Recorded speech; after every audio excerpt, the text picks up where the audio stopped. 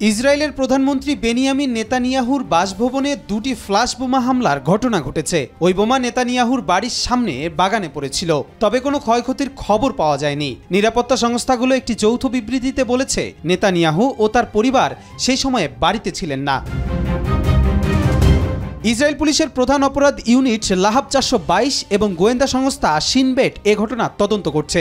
তারা এ ঘটনাকে প্রধানমন্ত্রীর ওপর হামলা চেষ্টার একটি বিপজ্জনক বৃদ্ধি হিসেবে চিহ্নিত করেছে। ইসরায়েলের প্রেসিডেন্ট আইজ্যাক হারজগ এ ঘটনার তীব্র নিন্দা জানিয়ে বলেছেন, তিনি শিন বেট প্রধান রনেন বারের সঙ্গে কথা বলেছেন। যত তাড়াতাড়ি সম্ভব ঘটনার জন্য দায়ীদের তদন্ত এবং মোকাবেলা করার জরুরি প্রয়োজনের উপর জোর দিয়েছেন। ঘটনার প্রতিক্রিয়া জানিয়েছেন ইসরায়েলের প্রতিরক্ষামন্ত্রী ইসরায়েল কাটজ। রোববার ভোরে সোশ্যাল মিডিয়া প্ল্যাটফর্ম এক্সে দেওয়া এক পোস্টে তিনি বলেন, এই ঘটনা সমস্ত রেড লাইন অতিক্রম করেছে। তিনি নিরাপত্তা ও বিচার বিভাগকে প্রয়োজনীয় পদক্ষেপ নেয়ার আহ্বান জানান। হামলার ঘটনায় জড়িত সন্দেহে ৩ জনকে গ্রেপ্তারের কথা জানিয়েছে ইসরায়েলি পুলিশ, তবে গ্রেপ্তারকৃতদের বিষয়ে কোনো তথ্য প্রকাশ করা হয়নি। এর আগে ১৯ অক্টোবর লেবাননের সশস্ত্র গোষ্ঠী হিজবুল্লাহ নেতানিয়াহুর বাসভবন লক্ষ্য করে ড্রোন হামলা চালিয়েছিল।